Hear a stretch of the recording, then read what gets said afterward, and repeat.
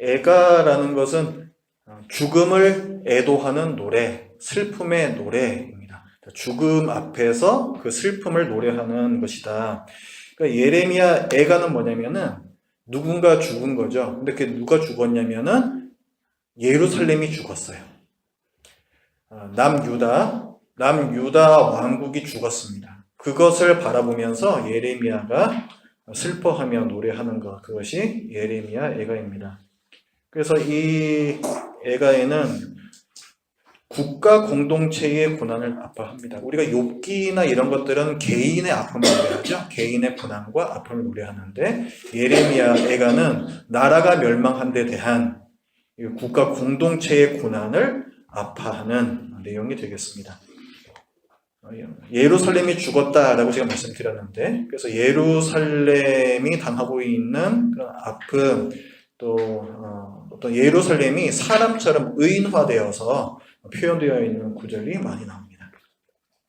예레미야 애가는 누가 기록했는가? 여러 가지 의견이 있습니다만은 전통적으로 이것은 예레미야 선지자가 썼다라고 보고 있습니다. 시대적 배경은요, 남유다가 멸망을 당했습니다.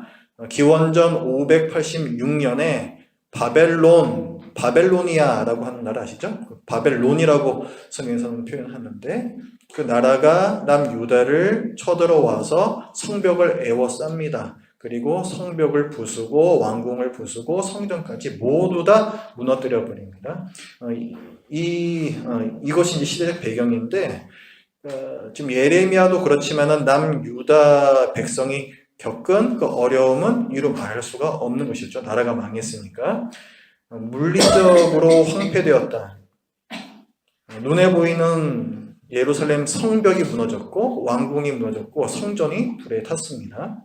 그리고 백성들은 바벨론의 포로로 끌려갔습니다. 더 심각한 문제는 뭐였냐면 이런 건물이 무너지고 이런 것이 아니라 영적으로 무너졌다는 부분이에요.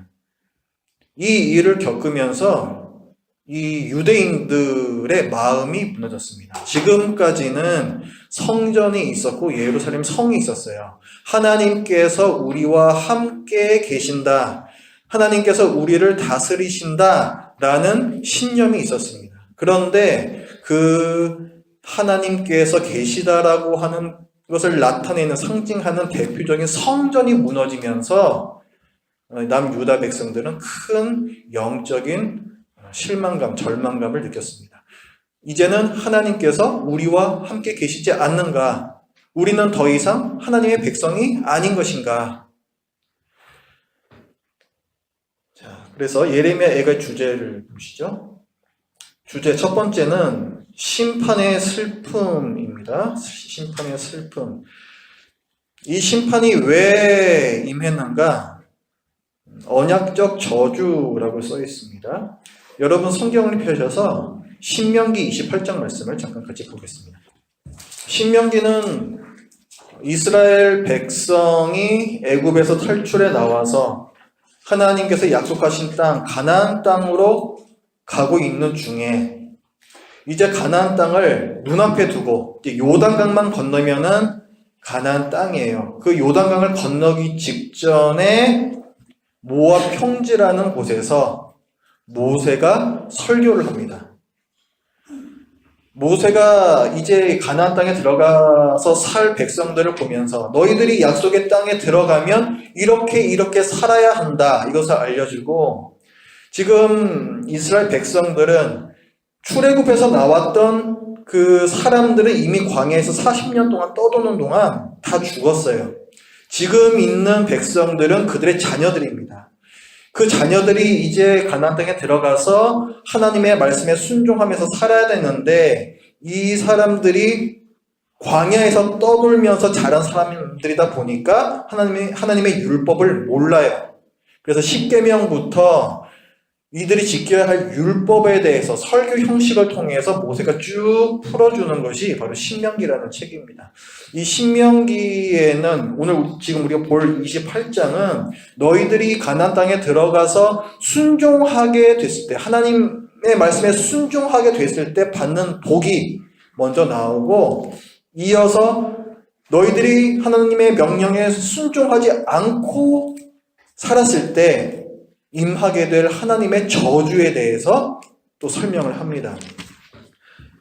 15절부터 보십시오. 신명기 28장 15절에는 요 앞부분에는 순종하였을 때 받게 될 복을 말하고 있고, 15절부터는 하나님의 말씀을 순종하지 않았을 때 닥칠 하나님의 저주를 말하고 있습니다. 15절에 네가 만일 내 하나님 여호와의 말씀을 순종하지 아니하여 이렇게 나오죠. 그러니까 네가 불순종한다면, 내가 오늘 네게 명령하는 그의 모든 명령과 규례를 지켜 행하지 아니하면 이 모든 저주가 내게 임하며 내게 이를 것이다 하면서 성읍에서도 저주를 받고 들에서도 저주를 받고 광주리와 떡 반죽것이 저주를 받고 이런 내용들이 쭉 나옵니다. 그 저주의 내용들 중에서 쭉 내려오시면 49절 말씀 한번 보십시오.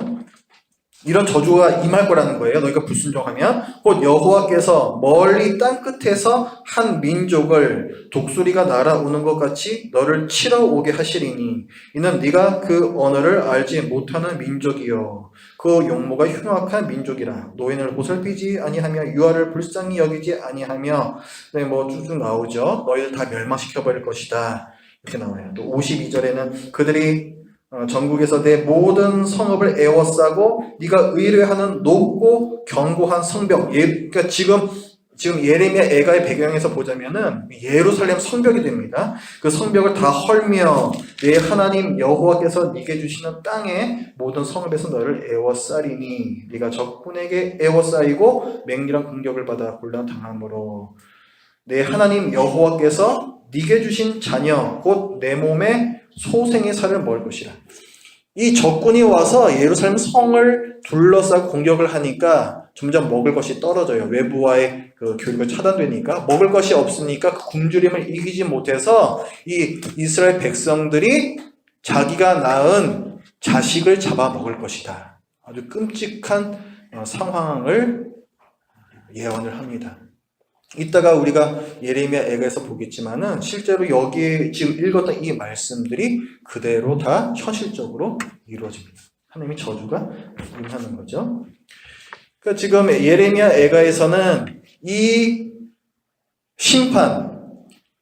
심판으로서 나라가 멸망한 것, 여기에 대한 슬픔이 먼저 나오고, 그 다음에 회복의 간구라고 했습니다. 하나님의 인자하심에 호소하면서 우리를 구원하여 주십시오. 간절하게 기도하는 내용이 예레미야 애가에 나옵니다. 자, 구조를 보시겠습니다. 예레미야는 총 5장으로 이루어져 있는데 각각이 잘 구분이 됩니다. 1장은 예루살렘의 고난, 적군이 쳐들어와서 나라가 망하고 황폐화된 그 상황을 얘기하고 있고요. 2장은 이것이 왜 일어났는가? 하나님께서 진노하셨기 때문이다. 이스라엘, 남유다에게 진노하셨기 때문이다. 거기에 대해서 얘기를 하고, 3장으로 가면 그 절망 가운데에서 하나님의 인자하심에 호소하는 우리를 구원하여 주십시오라는 내용이 나옵니다. 하나님의 긍휼을 구하는 거죠. 4장으로 가면은 다시 분위기가 다운이 돼요. 이 멸망당해서 처참하게 변해버린 예루살렘 성을 기록을 합니다. 5장에서 다시 또 하나님께 용서를 구하는 기도를 드립니다. 이것이 예레미야 애가의 구조가 되겠습니다.